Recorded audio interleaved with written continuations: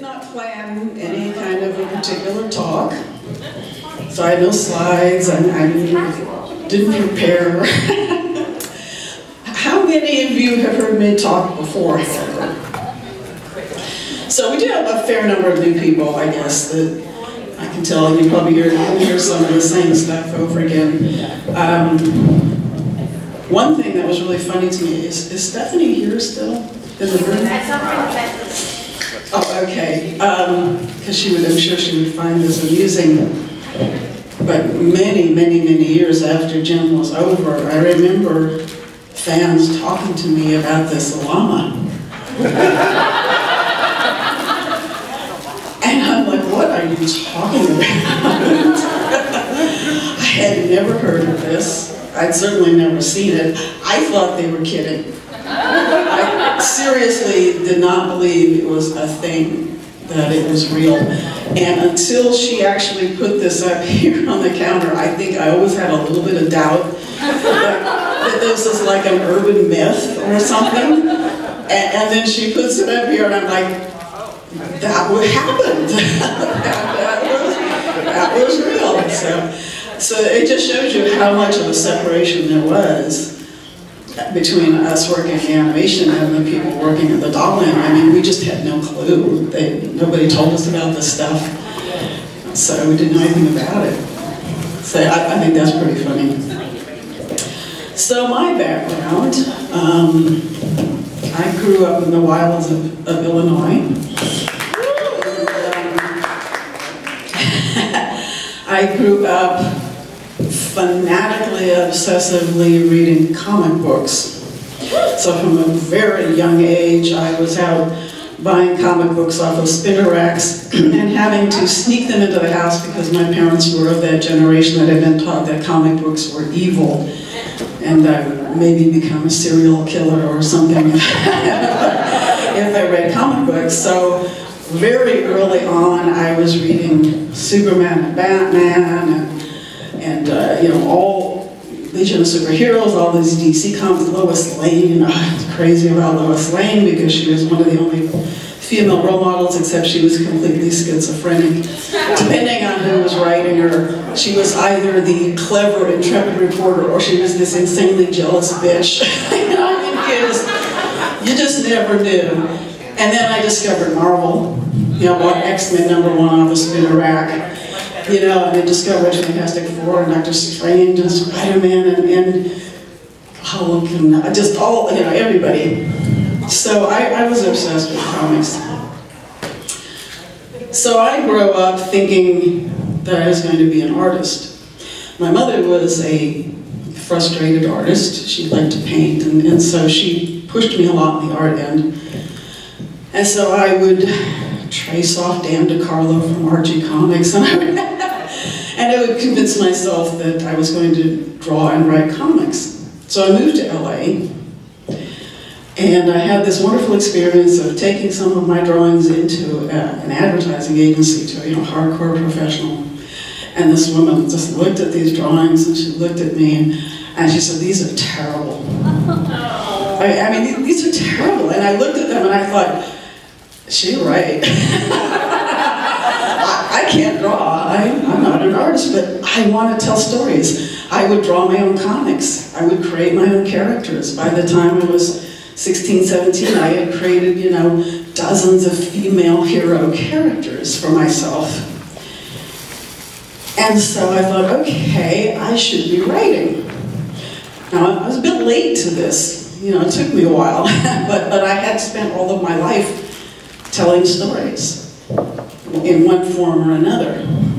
And so that's when I began working on becoming a writer, learning about writing, learning about script writing since I was in LA. And then I heard that Roy Thomas, who was the editor-in-chief of Marvel Comics, had moved to LA from New York. All the big comic book companies, of course, were in New York. If you wanted to work for them, you pretty much needed to be in New York at the time, but here was Roy Thomas, who had brought Conan and Red Sonja and all kinds of other things to the comics, and he had moved to LA. So I contrived to go to this fan gathering where he was speaking, and I contrived to ask him a question that would get his attention, And then I contrived to say, could I write a story for you? And by God, he let me do it. He let me write a Conan story, and that was how I broke into the comics, was writing Conan and Red Sonja for Roy Thomas. And that led to doing a story, a what-if story about the Fantastic Four. What if the Fantastic Four had different powers? And so that was a published story. And then I got to network and know all of these comic book people in LA, and there was a group that was formed called the Comic Arts Professional Society, CAPS for short. And so through CAPS, I made all these connections, I met all of these people, and one day this new friend of mine said, hey, there's this company called DePatie Freeling. It's an animation studio. They're doing a Fantastic Four animation series, and they're looking for people who have written the Fantastic Four. And so on the basis of that one slim credit, I got in the door at DePatie Freeling, and I met with David DePatie. I mean, these are things that probably couldn't happen today, but it was very different back then. And I sat down across from him, this dapper little man, and he had this beautiful, enormous wooden desk, you know, gorgeous antique, heavy desk, and he had two giant standard poodles who planted themselves on either side of me. They sort of bookended me. I'm in the middle between these beautiful poodles. And he starts talking to me about writing animation. I had never in my life thought about writing animation. I had just no clue. People wrote animation, and it was actually a fairly recent development, because prior to that, for all the decades prior to that, most animation was done by what they called storymen, story people, who just did gags. You know, a lot of it was just doing gags, and they would do visual gags. But when they started writing animation for television, or producing animation for television, they had to churn out so much material that they actually started bringing in writers. So this was a very new thing. And so at one point, David DePatie said to me, do you know what an animation script looks like? I said, no. No, had no idea. So he slides the script across to me, and he sends me off with a premise from Stan Lee. Stan Lee at the time was coming up with just little short premises for all of the story ideas. And the storyboards are being done by Jack Kirby. I hope this means something to a lot of you. So I got to work with Stan Lee, and I got my story illustrated by, you know, my storyboards done by Jack Kirby, which is just awesome. It was amazing. And that was how I broke into animation writing. I mean, I went back home, I studied this script. I had already studied screenwriting, and it was the same basic kind of a format, but it was broken out shot by shot, which was how animation scripts really differed. And so I just studied it and ended up writing that. And then I ended up writing Spider-Man, and then Spider-Man and His Amazing Friends, also for DePatie Freeling. And then DePatie Freeling became Marvel. They disbanded, and they became part of Marvel. And so I continued writing for them. So here I was writing all of my dream heroes from my childhood. You know, Spider-Man, all this great stuff that I just dreamt of growing up to do. And then along comes this company from New York called Sunbook Productions. They showed up at a time when animation writers were being paid almost nothing, and they tripled what they were paying. And my agent, I had an agent at the time, a wonderful, wonderful one, Candy Montero. Candy was so clever. She was the first agent that ever thought of representing animation writers. I mean, we were obviously new unicorns that had just come along, but she was the person who thought about actually representing us. And we all became known as Candy's Stable, because she pretty much had us all, you know, under her umbrella for a long time. And so Candy calls me up and sets up a meeting with this guy, Joe Bacall, Tom Griffin, and I forget who else was at the meeting. It was in LA. And when they mentioned how much they were offering to write, I almost fell off the chair. And I did my best to keep a complete poker face. I go, yeah, that's fine. And I'm going, oh, yeah, oh, that's fine, you know. And part of it was because they were from New York, and part of it was because they were just really a class act, and I think part of it was because they didn't know any better. And they were a class act. I mean, absolutely wonderful people to work for, just fantastic. So they offered me G.I. Joe. And that was when they had started working with Hasbro to develop syndicated animation. And at the time, a full syndication run was 65 half hours. And the reason that was 65 half hours is what they called stripping, which is where they would take and run like 5 shows a week, you know, in a strip. And so consequently, you needed something like 65 half hours, you know, to fill all of that up. And a lot of the way they made the money had to do with a barter system for advertising. Because you were not legally allowed, like on Jem, you could not advertise Jem on Jem for legal reasons. So they could advertise Jem on G.I. Joe, or they could advertise G.I. Joe on Jem, or whatever. And they would trade off, they would barter off, you know, make money that way. I didn't know a lot about the financial end, but that was part of it. And so that's why it was common back then. This is the heyday of syndication, which you just, obviously this is long gone. But that's why you would get these 65 half hours of things. So they're doing all of these G.I. Joe episodes. And I started working for them, and my story editor was the fantastic and amazing Steve Gerber. Who knows who Steve Gerber was? Do we have, I hope, some Steve Gerber people here? You know, brilliant comic book writer, creator of Howard the Duck, and is not the abomination you might think. It was a brilliant satirical character he created for comics. Steve was just amazing. And Steve did one other thing for me that was significant. He made everyone that worked on G.I. Joe work on a computer.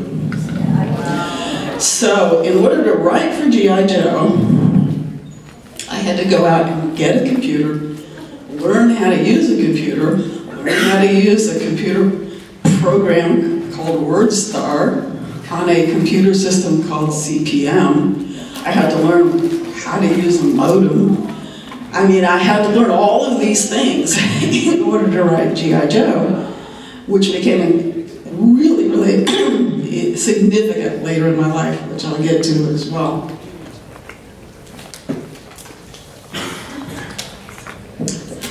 So I started writing G.I. Joe, and I ended up writing something that I had a different name for it, so I don't tend to remember my name for it. I think it was Countdown for Zartan when it was released. No, it was Divide and Conquer.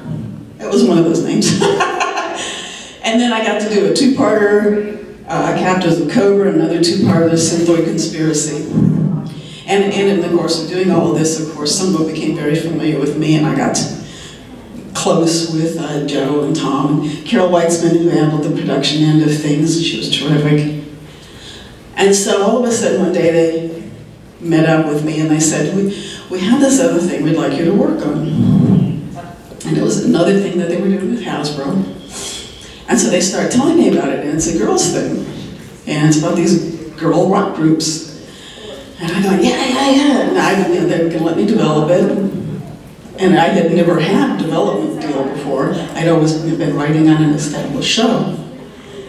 And so I said, yeah, oh, great, yeah, great. And I walked out of there. I'd just been writing Spider-Man and G.I. Joe, and they're offering me this girl thing, and I'm thinking, God, this is so soft. Ooh, I don't know, so soft, but it's a development deal, so I really got to do this. So I doubted myself a lot in the beginning of this process. So they gave me the basic rundown: good girls, bad girls, you know, rock group, a holographic computer named Synergy, the earrings, you know, the fact that she has the 2 identities, and of course, as Stephanie was noted, she was called M, and she went through a number of name changes. Misty, I think, was one name. Morgan, at the time I actually wrote the script, it was Morgan and M. And the thing that drove me crazy, and again, I wish Stephanie was here, I'm sure she'd laugh her ass off at this, but they kept changing the names. It was like all the time, all these different characters, names kept changing. I think Aja was originally Jade, and Shayna wasn't even in the first batch of characters I was given, but she was called Beverly, and then she became Shayna. Rio's name, I believe, stayed the same. Pizzaz's name stayed the same. Stormer was Rue. Roxy was, what was she? I can't remember now. So they kept changing names, they kept changing who played what instrument, and it would drive me nuts because I'm trying to, develop the characters and develop how they all work together, and it was like, please, please, make up your minds. And then finally one day, as Stephanie also noted, they came back to it and they said, oh, we can't call her M anymore. She's now got to be Jem. I'm like, why? Am I so cool? And they gave me the same reason, like the copyright problem. So then she became Jerica and Jem. So I just sat down and I started thinking about, okay, I've got these various set of characters. Like, there's a boyfriend. I have to introduce the boyfriend. I have to cover somehow this alter ego. I have the holographic computer synergy. Somehow that has to work into it. And they said, oh yeah, and then Kimber's the sister. I was okay, fine, so she's got a sister. So those were like the basic rules. And yeah, by the way, there's this roadster, and of course there's all this clothes. And we want you to introduce all of this. And when I first started writing Jem, it was not a half-hour animation series. They had a show that was called either Super Saturday or Super Sunday, depending on what market you lived in, which day it would run.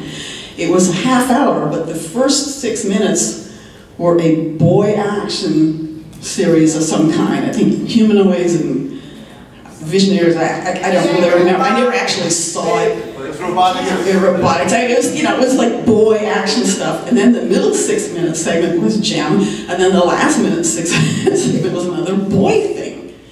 And so I was getting all these instructions, through Sunbow from Hasbro. It was like, it's got to be music and romance and glitter and fashion, but it's got to have this hard, enough action that the boys aren't going to change the channel, because that's what they were terrified of. They were terrified that the boys would hit the Jem segment and they would change the channel.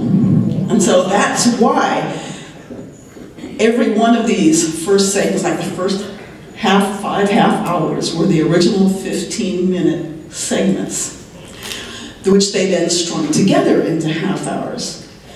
And it was they needed a bit more animation. So for each of those segments, instead of 6 minutes, they needed to be more like 7 minutes. So I had to go back in afterwards and come up with extra little bits that had to go to flesh this out so that they could then become half hours. And I brought, for the auction, in fact, I brought the very first script for those first 3 segments, plus the additional pieces that were added. And it still has M and Morgan for the names. I think Sheena was still Beverly, I think, in the script. So you'll see that even at the time when I was writing these, they were still messing around with the names. And so they turned them into the first 5 half hours, but the crazy frenetic pacing and the way everything just gets jammed in up front was because they were done in these segments, and because they needed to have these cliffhangers, to keep everything going. Another script that I brought for the auction is the script for Glitter and Gold. And Stephanie mentioned about toy companies being paranoid. You have no idea. Because I have done development work over the years for both Mattel and Hasbro. I understand totally what she's saying about Mattel. Mattel was just an awful place to try to do anything, and they were insanely paranoid. They brought me in to do development on a particular doll. They wouldn't let me see the doll. And I pushed because I was saying to Stephanie, I'm a visual writer, I need to see this. And it was like, no, you might as well break into Fort Knox before you just see it. And you had to have a card key to get into anything. Hasbro was much looser in that respect, because I did a lot more development for Hasbro. And they were looser, but nonetheless, they're very paranoid, and probably with good reason. So the script, everywhere in the script, you will see it's called Ruby Red, because that was their code name for that particular line. So everything in the script that says Ruby Red was meant to be glitter and gold, but they didn't even want me to write those words. That's how paranoid they were about it. So that's an explanation for what you'll see in that particular script if you happen to buy it. So I did all of the development for all the characters. I came up with, oh, and you met Eric Raymond. So when I was, my poor brother, I was coming up with this bad guy producer for the Misfits, and I just needed a name. I just grabbed his name out of the air. So it's just my brother's name. I promise you, he is not anything like the character. I had already created the character, and I just latched this name onto it. So I borrowed a lot of names from a lot of people. In fact, many of the characters are names that I borrowed just from people I knew, again, people I had contact with or whatever. There's something called Tuckerizing, and it's an old practice that showed up in science fiction novels a lot, but in animation we tended to do it quite a bit as well. So that's how he ended up being that. But I came up with the whole idea that obviously Jem was going to be a rock star, but who was Jerrica? What was Jerrica? What was she going to be? And they had not given me any clue whatsoever. And I thought, well, okay, this makes sense. This is all so music-oriented, so let's make her a music executive of some kind. You know, she's like the other side. There's the creative talent side, and then there's the business side. And they can always feel, a little bit of tension between the two. So I came up with Starlight Music, I came up with Emmett Benton, I came up with the Starlight Girls. God knows why I came up with so many Starlight Girls. Someone should have said to me, did we really need this many? And I could have said, I guess not. But it was also very much a thing, especially in 80s animation, to have diversity, which I think is an excellent thing, and I think that's only right and proper, unless they were the bad girls. The bad girls could not be diverse, they just had to be bad, and you don't want to have, a black misfit like I asked for, because let's have something, come on, let's have the misfits be more diverse. No. No, we're not going to do that. You can make her British or Australian. But she's got to be white, because she's bad. And say, okay, there's your logic there. So I thought, well, at the very least we can make her British, and that'll at least be different. I was married to an Australian at the time, so that gave me some awareness of these things. And I said, but when you cast her voice, I do not want to hear an American doing a bad Cockney accent. I really don't want to hear that, okay? And I was so adamant about it that Joe McCall said, or maybe it was Jay McCall, his son, who did it, I worked with the most closely because he did most of the actual producing. He said, okay, fine, we'll send you the voice tapes. And so they did. I was surprised. I didn't believe they'd actually do it, but they did. So they sent me voice tapes. I think there were four or five. I think there were 4 actresses. And I start listening to this tape, and I'm hearing this American doing a bad Cockney accent. I'm like, oh, God. And I get to the second one, and I say, oh, it's another American doing a bad Cockney accent. And I listen to the third one, it's another American doing a bad British accent. And finally I get to this voice, and it's like, oh my God, she's great. She's British. It was Louise Dorsey. And so they went ahead and cast her. So that was a fun thing. Because otherwise, I had no interaction at all with the music, or the toys, or the fashion design, I didn't know any of the voice actors until I started meeting them at JemCon, much, much, much later. There was just no crossover. We who did the writing, we were off in our own little universe. We're all separated. We were sending things originally by like FedEx and Courier, but then, thanks to Steve Gerber and modems, and as computers kept developing, it became more and more just electronic. And so we would work with people all over the place.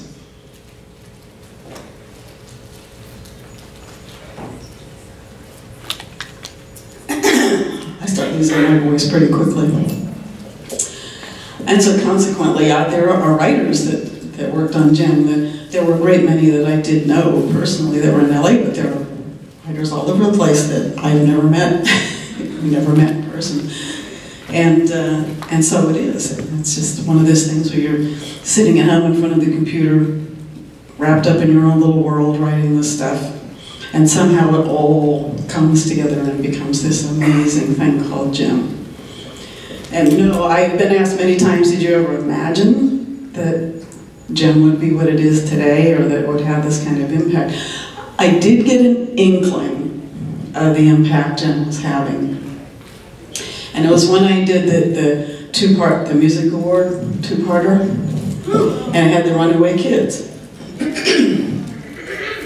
Someone decided, on the production end, I believe it was, someone decided to add a hotline at the end of those episodes. And it was a runaway kid hotline, so if a kid was out there and didn't know where to turn, they could call this number. And I found out that they were flooded with calls, that they just had like this massive influx of calls. And I heard stories about kids, 10-year-old kids who would call this number and get help, get somebody would come to their rescue. And so I had at least some inkling that this was having an amazing effect, that this show was really reaching and doing something good. I never imagined this, 30 years later, that we would all be in a room like this and have this kind of amazing community and amazing family, but I just think it's one of the highlights of my life that has come to this.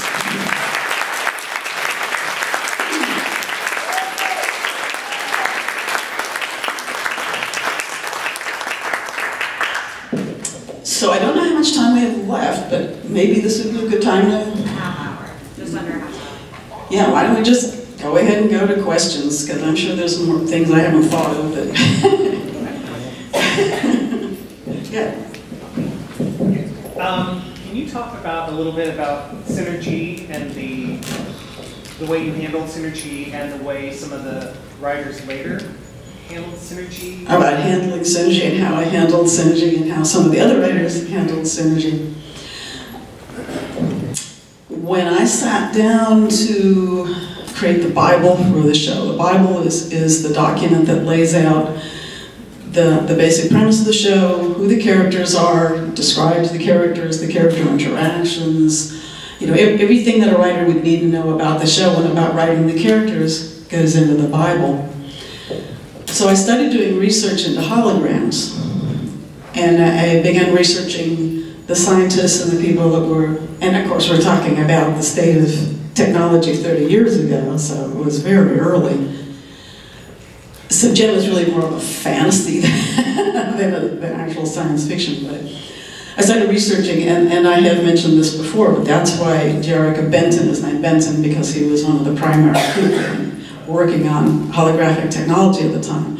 Aja's last name Leith, Shana's last name Ellsford, those were scientists who were doing holographic technology development at the time. So I named, in honor of those guys, gave the characters' last names after them. But I did a bunch of technical research, and in the Bible, I laid out some very specific technical guidelines. Like, probably way too many specific technical guidelines, but I was trying to at least come up with, it's not that you're trying to be utterly realistic, what you're trying to get is verisimilitude. You want it to feel realistic, or feel like it's something that you can believe, even if it's not, precisely there necessarily. And so I said, it projects so many per second, and it has this kind of a range, and remember that, if something blocks the earrings, that's going to block the hologram. I tried to think about physically how it would work. Most of the other people just ignored those guidelines. I tried to adhere to them, I tried to really think about them, but a lot of times that would just be ignored, and it drove me a little bit nuts, because I'm kind of a stickler for trying to do things right like that. I do want to take a moment to give a special mention of Roger Slifer, who was the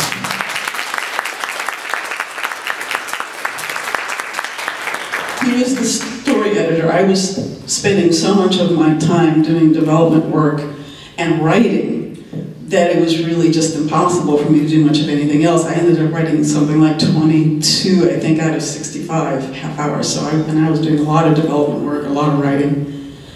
So Roger was handling all the story editing for all the other shows that I didn't write.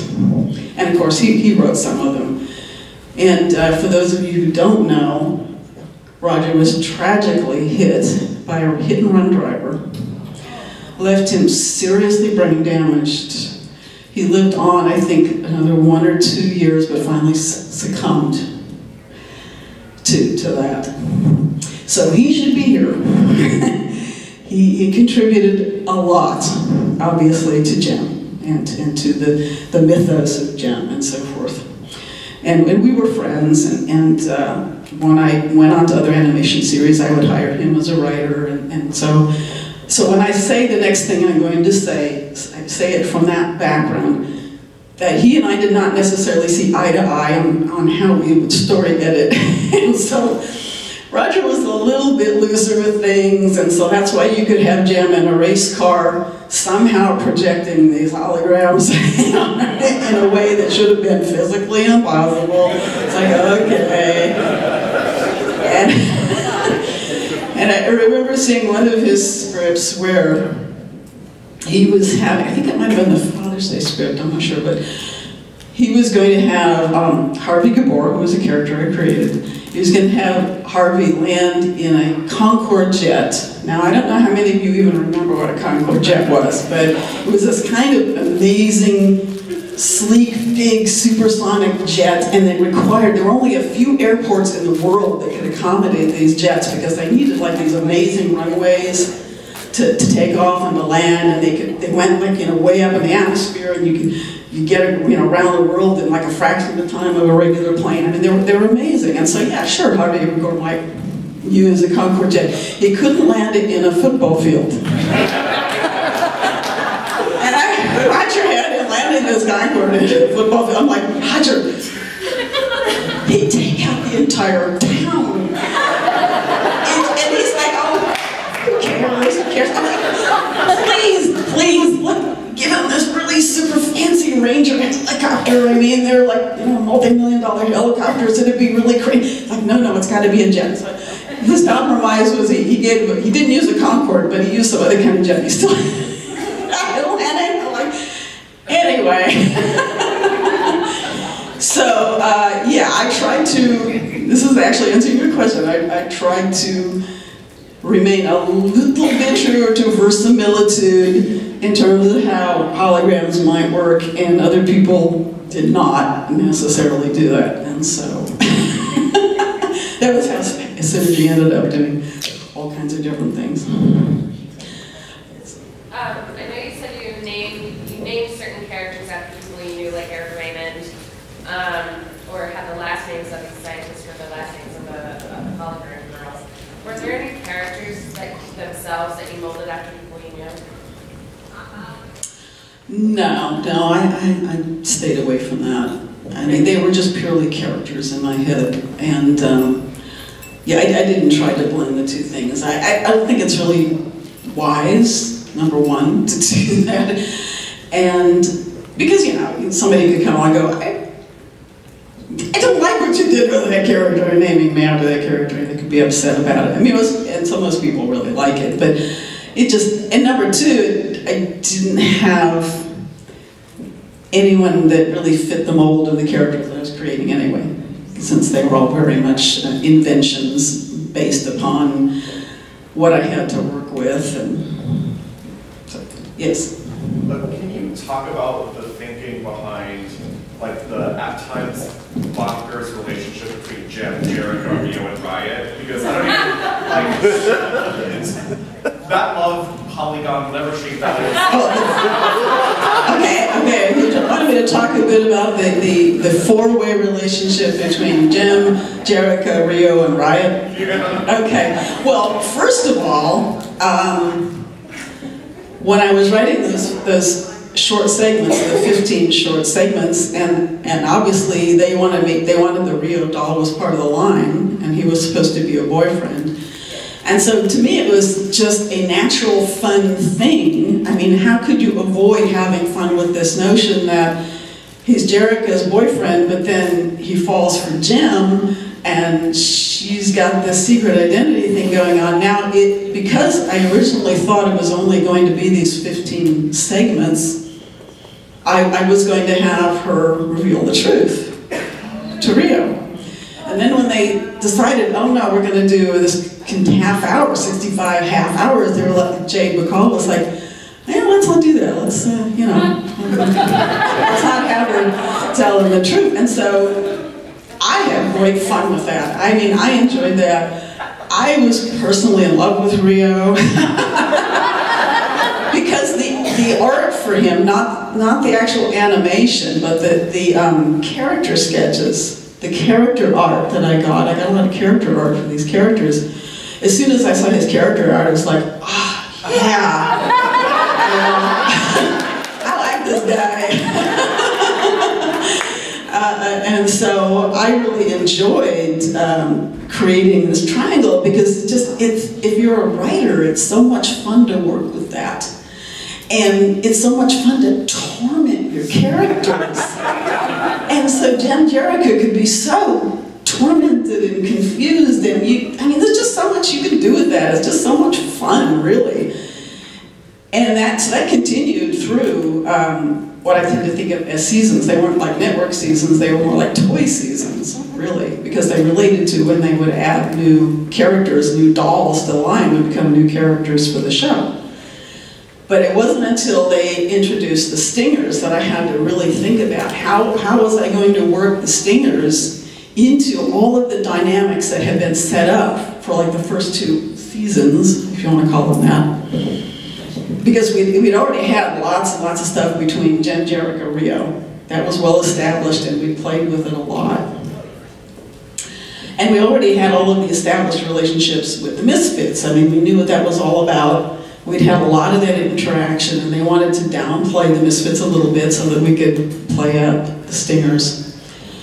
And the Stingers were also very different from the Misfits in that they were much more coordinated. They all had the black and yellow outfits, so that they were more of a piece with one another. Because the Misfits from the start all had unique looks. They had all very different looks, and so it was easy to think of them as more separate, maybe a little bit at odds with one another, that sort of thing, and to play with Stormer or have fun with Stormer. But when I realized that the Stingers had to be something different, you couldn't just do the same dynamics over again. And because they did look so coordinated, I thought, okay, this particular group, especially since it's a trio and it's a male, which we hadn't had before, I decided what would work better for their dynamics would for them to be really closely knit, like the opposite of the Misfits, to be very closely knit and mesh with one another, and really in tune with one another. Because it just made sense, visually made sense also from the point of view of dynamics and storytelling. And so I thought, okay, so we've got this very glam guy, Riot, and it's the first time we've had another male character, so why not mix it up? Because this just makes total sense. And because of the way I created Riot and the fun that I had with Riot, it just made total sense to me that he would attach himself to Jem, who was his idea of an ideal woman, and care nothing at all for Jerica. So it just shook everything up. And it allowed me to create this whole other set of completely gonzo relationship dynamics. And that's what you're looking for when you have a lot of shows to do. You're looking for that sort of thing to play with. And so it just became a lot of fun to play with those particular dynamics. Good to hear. Going on with that, did you have an idea of how you would have liked to end the series with a reveal? Did you ever have something in the Bible you would have liked to reveal? Okay, the question was in line with that. Did I know that I wanted to do a reveal like that, or how did I want to end the series? Since you didn't get the chance to do it, really. Yeah, well, actually what happened was we were working on the last shows, the very last batch of shows. At that point, I wasn't writing quite as many, and I wanted to do some more story editing because I wanted to get a story editor credit. So I was actually working with some writers on batches of shows as the story editor. And I forget how many we had left to do, but I know it was like right towards the end of the 65, and we didn't have that many left. And we had gotten, you know, kind of rumor like, I'm not sure there's going to be more. We're not sure there's going to be any more, you know, because with G.I. Joe, they went beyond the 65, you know, they got to pick up and they did more. So we're kind of waiting to hear and waiting to hear and waiting to hear. And finally the word came down, no, it's not going to be any more. You know, this is it, these are the last shows. And I still had time to do a final episode, which was the one with Bonnie finding her father. And so that was my way of being able to kind of wrap up and say goodbye. Say goodbye to the people watching the show and say goodbye to the characters and so forth. So I didn't really think about trying to handle the whole Jem, Jericho, Rio reveal because it would have been too much. I think it would have been too much to try to accomplish in one quick half hour. That's something that I would like to be able to really play out. And plus, you know, you kind of always hope that, well, maybe they'll change their minds. You know, maybe something will happen. Maybe at the last minute there'll be a reprieve or whatever. You know, you kind of keep that in the back of your mind too. So I focused more on just a feel-good ending for the series and a way for me to kind of say goodbye to the series as well. Okay. Can you talk a little bit about like the new comics and the live-action movie? Was there any collaboration with you on story ideas? And what do you think of the directions they've taken with those? Okay, let's see. I'll tackle the IDW comics first.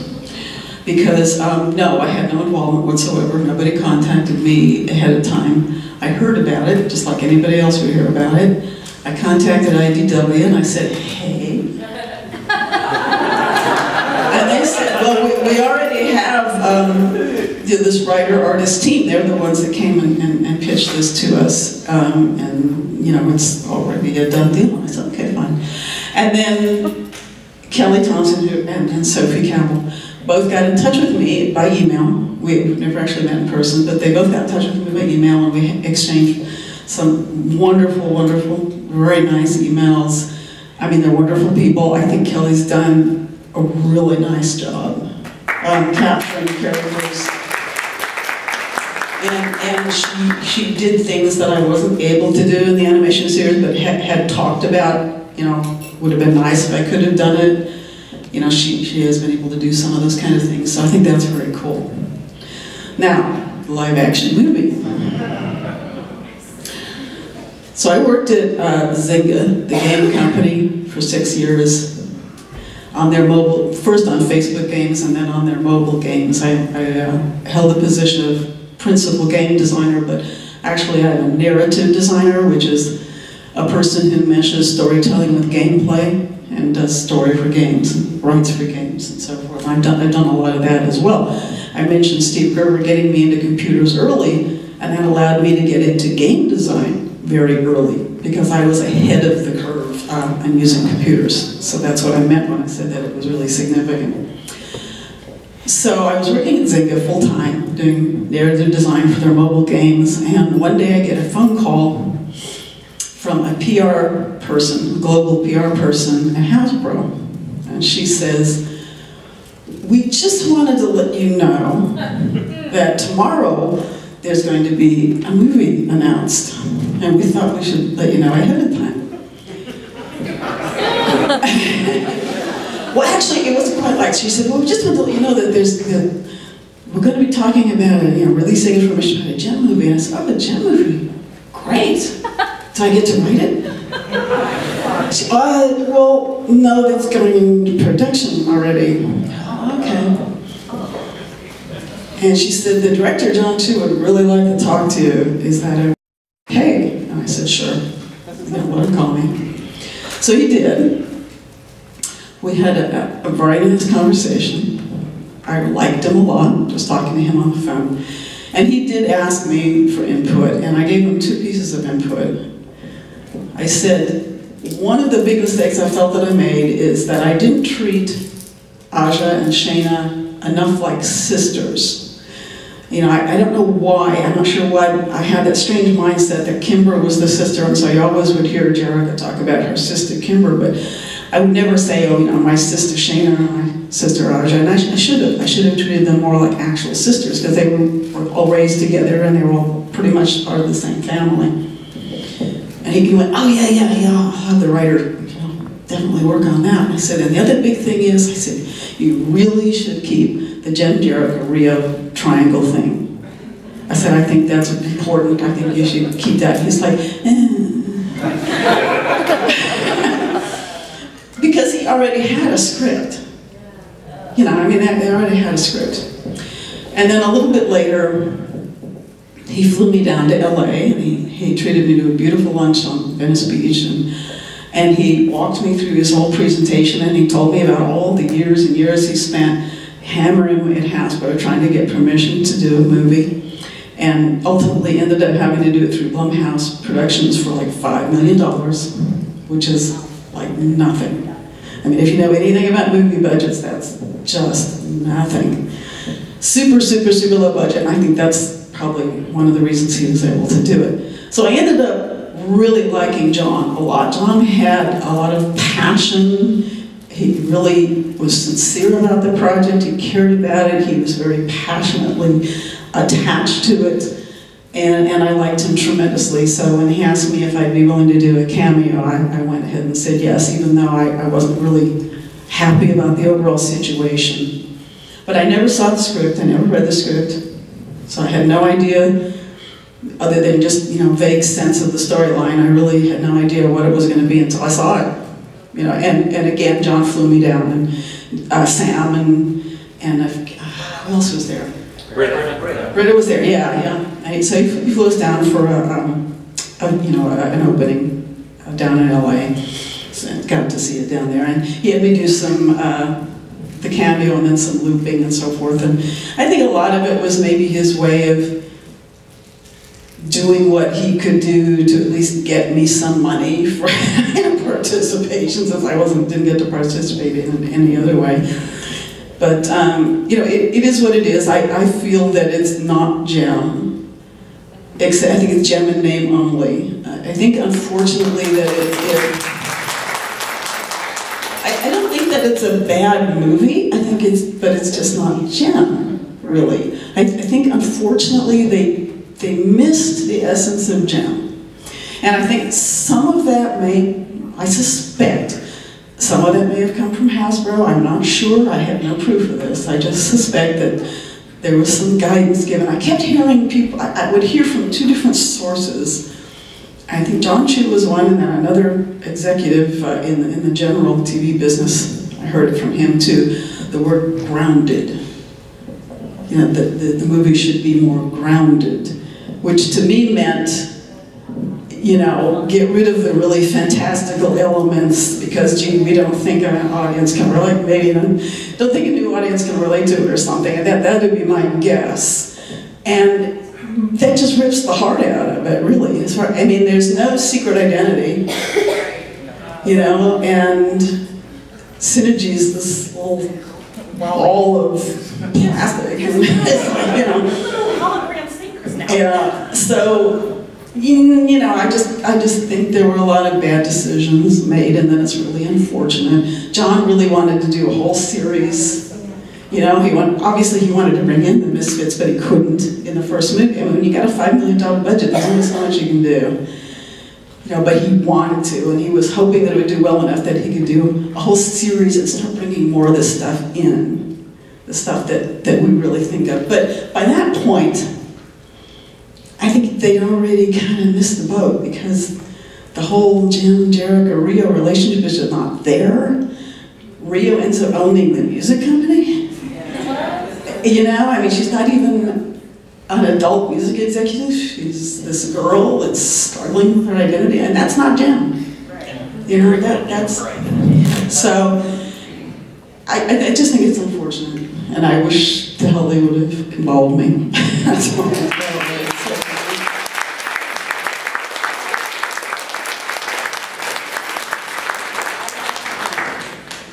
But I'm very pleased to see that John Chu is now enjoying some tremendous success with Crazy Rich Asians.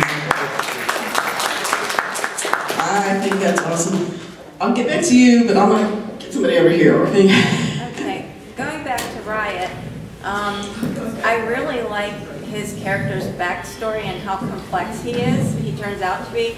And I wondered if you were thinking about Jim Morrison's life story at all when you were writing Riot. So the question, in case you can't hear it, she's asking about Riot and whether I was thinking of Jim Morrison in the backstory. No. Okay. No, not at all. I'm not, I don't even remember specifically how I came up with it. It's just that I wanted them to be really different from the other characters that had come along. And I can see where you might think that, yeah, that makes sense to me. But no, I don't remember. I'm not particularly a Doors fan, so you know, it would not have been necessarily foremost in my mind. But because there were rock stars that I won't say they necessarily inspired me, and I won't say that the characters are based on them. But Madonna and Cyndi Lauper were, of course, very big. And they were women singers who were making it very big at the time, and so that certainly I looked to them for a certain amount of inspiration. And as I believe I mentioned, I don't know if you were all at the Rock and Roll Hall of Fame thing, some of you. I mentioned the Tech Rat. I definitely wanted to base Tech Rat on Boy George. And make him an androgynous character. They would not let me do that. they could not cope with an androgynous character. Okay, your turn finally. Hi, everybody. My question is regarding your statement earlier about the way that you enjoy torturing the characters. The way I adore torturing the characters, yes. What was your inspiration for some of the illegal things that the Misfits all My inspiration from some of the illegal things that they did,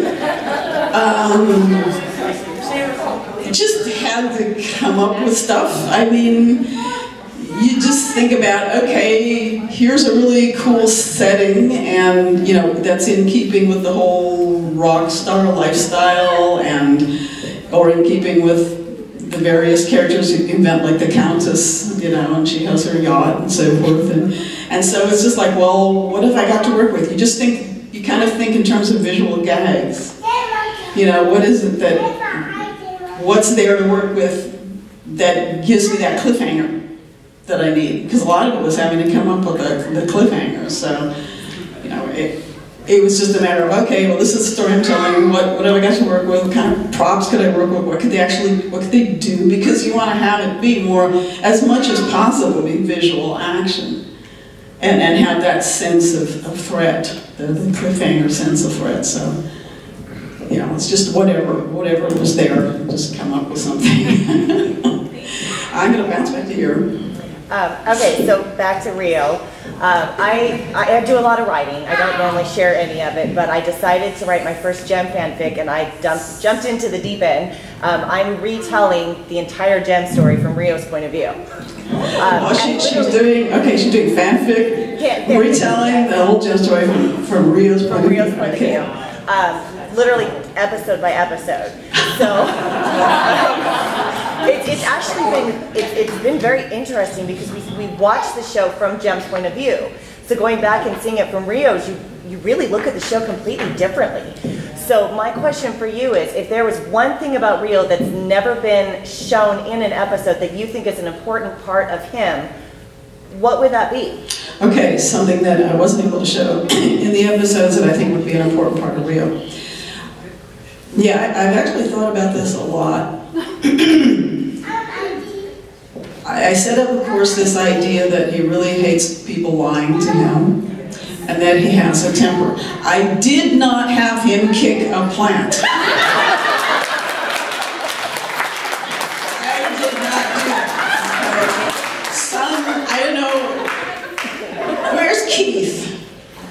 storyboarder? No, I don't know. Some storyboard artist maybe decided, did you have Rio kick the plant?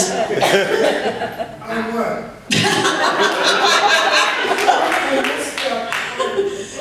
You didn't do any, did you do any of the storyboarding for the actual episodes or just the music videos? Just the music, I think. Okay, we can't blame you. There was an avalanche of dance. Okay. Well, we can't blame you, but some storyboard artists, I think, someone decided that Rio was going to kick this plant, and I hated it so much. When I saw it, I was like, why? Anyway, the idea was to establish that yes, he has a temper, not that he's crazed, but that he has a temper. Let me finish up. Let me finish this up. So, to me, the key thing is that if I were rewriting Rio, and it wouldn't be something I could have done in animation, but now I would have him come from a background where he had to deal with an abusive father who lied a lot to the family, and he had to stand up and protect his mother, and developed his anger from that.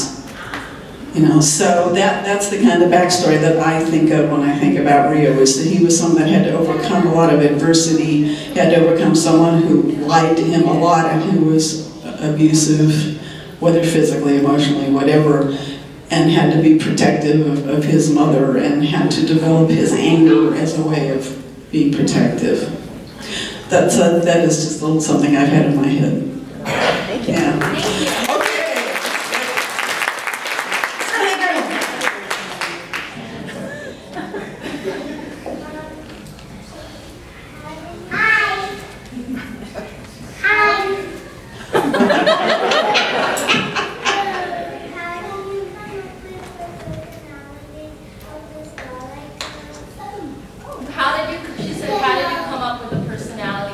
How did it come up with the personalities of the Starlight Girls? Okay.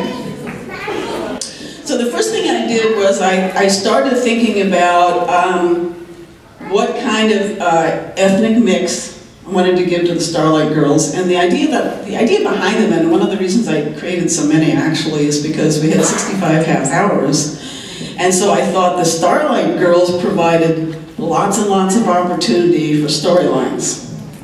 So I figured that writers would have a lot of material they could work with. So I started thinking about, okay, I'm going to have white girl, Cuban girl, black girl, whatever. What age ranges? I started working out age ranges. Then I started giving them names, and then I started thinking about, okay, what would be an interesting trait for that character that a writer could use to play from, like, the character who's afraid of heights, or the character who is superstitious. Little traits that I thought writers could work with and build stories around. And because they only had very, very short biographies, they didn't have much, but just enough that I thought it would give a writer a hook, something that they could come up with for a story. Yes? For all you Stingers fans out there, we know where Riot came from, we know when Mink came along, but where did the Rapture come out of? Yeah, where did Rapture come out of? It's interesting, I didn't bother to work that out. Alana informs me that she's an alien, which, could be true. I think she's an Atlantean princess myself. But, in fact, I did end up writing much more detailed biographies for the Stingers. By the time I got to the Stingers, I was getting more and more and more detailed with biographies. Like, the initial biographies for the main characters are actually fairly short. And as I went along, because it was my first time doing it, and I'm learning as I went. And so as I went along, I got more detailed and more detailed with the background. But I didn't really sit down and work out like every single historical beat for them. Mainly because it wasn't necessary. If I thought I was going to actually tell that story, like do an episode built around that story, that would be one thing. But it didn't need that. you know, it wouldn't really have been a good episode. And so I didn't really bother to figure that out. I could see her as someone who was, you know, bumming around Europe, pulling her scams, and, you know, meeting up with Riot and Minx, and they just clicked and came together in some way. But I haven't actually really worked it out in my head. What if Hasbro challenged you with coming up with an episode to introduce llama? What if Hasbro had challenged me to come up with an episode to introduce the llama? Well, apparently they did have something in mind. I mean, the idea of a world tour is a good idea, and there were, Roger oversaw episodes that were set in other countries. You know, something akin, maybe they had said something to him about doing a world tour, and maybe that's why he did some of those episodes, but I never heard anything about it. So, yeah, I probably would have come up with something set in Peru, maybe set, I happen to be an enormous, I have an enormous interest in archaeology. It's one of my lifelong interests, and so I love Machu Picchu is a place that fascinates me. I actually was hired many years ago to write an animated feature set in Machu Picchu during the Inca era. And so I did lots and lots of research into it. Things like that absolutely fascinate me. So I could have a lot of fun. I could see having an adventure that was set up in Machu Picchu and during some kind of a tour where they got to Peru, and then obviously you could just naturally introduce the llama from that. I wonder if you could talk a little bit about Flash, because I always thought that she kind of got a bit of a raw deal because she was always just sort of trying to be a misfit, but she's almost more of a henchman in the series, right? And then, but the doll introduces her as, you know, the newest misfit, but she never really seemed to make it there. So I just wondered if you could talk a little bit. So she's asking about Clash and the fact that Clash seems to get a raw deal because she always wants to be a misfit, but she really isn't. Yeah, and it's weird to me that they featured her as a misfit because it was never presented to me that she was a misfit. I mean, that's a whole different thing because that has to, again, like when we introduced Jetta, she had to be worked into the overall dynamics of the group, and she had to balance out with the other dynamics of the group somehow. You know, you have to think about how do all the characters work off of one another. You know, what do they all offer one another and play off of one another? You have to think about all those kind of flows. So Clash and Video came along at the same time, pretty much. And I tried to stay kind of close. Clash, Constance, Video, whatever her name was. Vivian. I can't remember anymore. You know, I tried to stay kind of close to that. But and I thought, well, why not make them cousins, because that's fun. You can play them against one another. But no, I always, to me, I just thought of her as someone who's there to make trouble. She's a groupie, and she's just there to make trouble because she wishes she could be a misfit, but she isn't. She never will be because they never made her a musical character. So I wasn't going to make her, other than the symbols they have, you know, on her wrist. Yeah, which was actually, I actually got art about that design. So it's just, again, it's just thinking about what are all the cross flows for the characters. You know, that there's a lot you can play with someone who's frustrated because she can't really be a misfit, but she'll do anything the misfits tell her to do, and Alana seems to have an opinion about it. I have a question.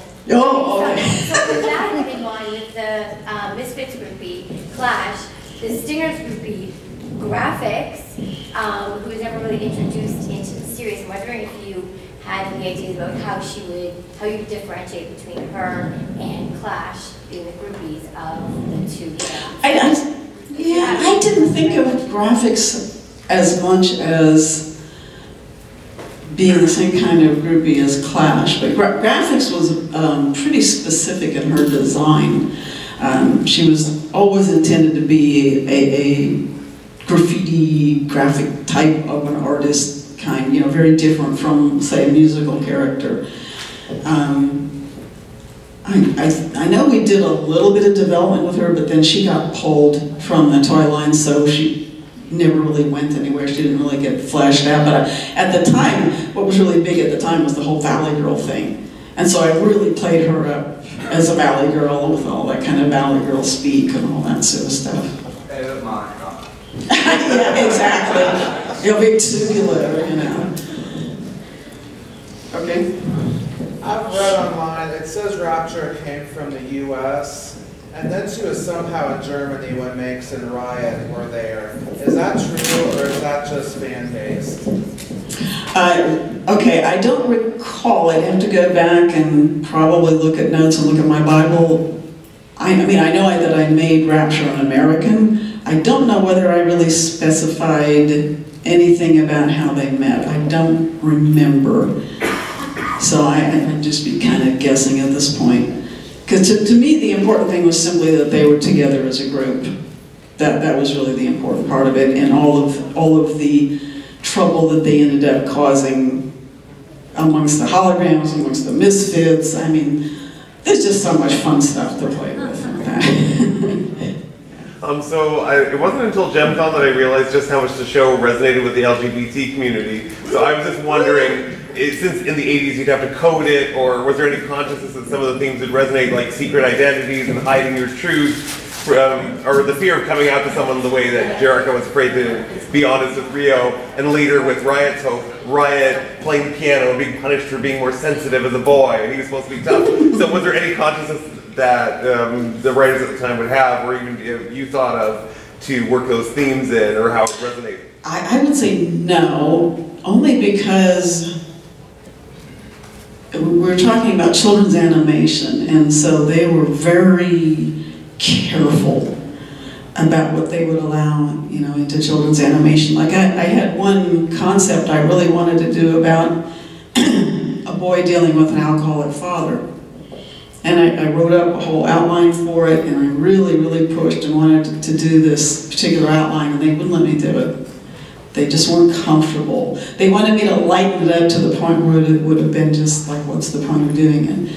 So, you know, they were very careful. Like I was saying, they wouldn't even let me put any ethnic diversity into the Misfits. I mean, that, you know, the stuff they really, really, really were not going to take risks. You know, like Tech Rat couldn't be androgynous. They said, no, decide male or female, make up your mind, make it one or the other. So they couldn't really cope with concepts like that at the time, and so it wasn't something we had the luxury of thinking about. You know, we couldn't really do something like that. Yeah, Ari. Time for one more question. Oh, sorry. Okay. Well, Ari, I thought I already said Ari. Thank you. To piggyback off of Garth's question, could you just talk maybe a little bit, whatever you feel comfortable with, as far as your own personal, like political awareness or identity as perhaps either a feminist, or your awareness of LGBT issues? Because even if they weren't letting you do certain things, I feel like so much of that, the empowered nature of the Jericho character came through. So I'm just wondering what your personal history within that So is. my personal history for LGBTQ kind of sort of thing. Well, when I first got to LA, I didn't really know what I was going to be doing with my life, and I hadn't yet figured out that I was going to be a writer. And by just sheer happenstance, I ended up being a life insurance underwriter. And I worked at life insurance companies, and this one particular life insurance company that I went to work for, this is early 70s, there were two significant things that happened in these companies. One significant thing that happened was that I really wasn't particularly qualified to be a special risk life insurance underwriter, and yet they hired me to do that.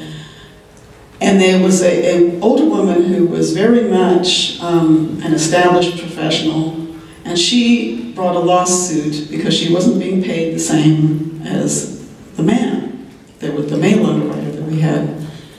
And I had not yet developed a feminist consciousness, and I did not support her in the lawsuit. And afterwards, I bitterly regretted it. She was way ahead of her time.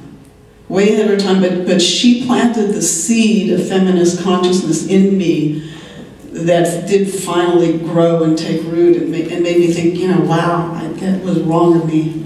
I should have supported that woman. And the other thing that was really, really interesting about this particular company, I grew up in Illinois, and in Illinois, there are a lot of biases.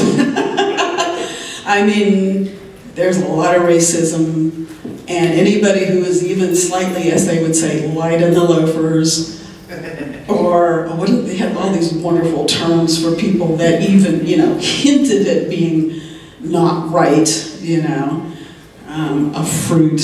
You know, there are all kinds of delightful terms. I mean, it's one of those things that would be barely touched upon, you know, and it was sniggered about or whatever, but it wasn't a reality, and nobody would ever have dreamt of actually coming out in the time I was growing up. So I didn't really have any consciousness of it or experience with it. So I'm working at this one company, and there's a lot of young women working at this company. And we all get to be good friends, and we're good buddies, and we're all joking around. And then one day, one of these young women was having a heart-to-heart with me, and she was kind of talking about relationship trouble she was having. And we're talking, and I'm thinking, she's not using any pronouns. And I said, is there something you'd like to tell me? And she said, well, yeah, I got a girlfriend. And so she quietly, cautiously came out to me, which showed like this tremendous trust. I said, okay, that's fine, that's cool. And so from that point on, I realized all the women around me were gay. They were all, you know, all of these young women I was working with, they were all lesbians.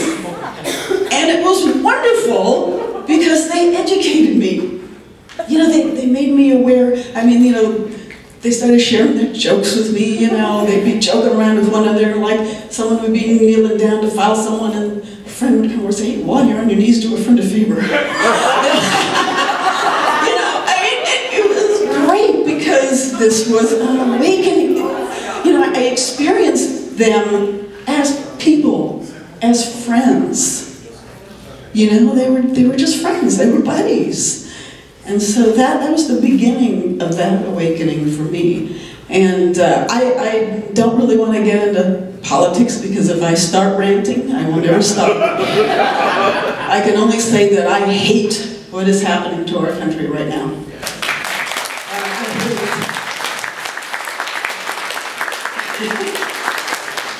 And it needs to change. It needs to get better, and we all need to vote. Okay? You've got to fight for what you believe in. You've got to get out there and vote and organize and speak up and stand up against these people. So there you go.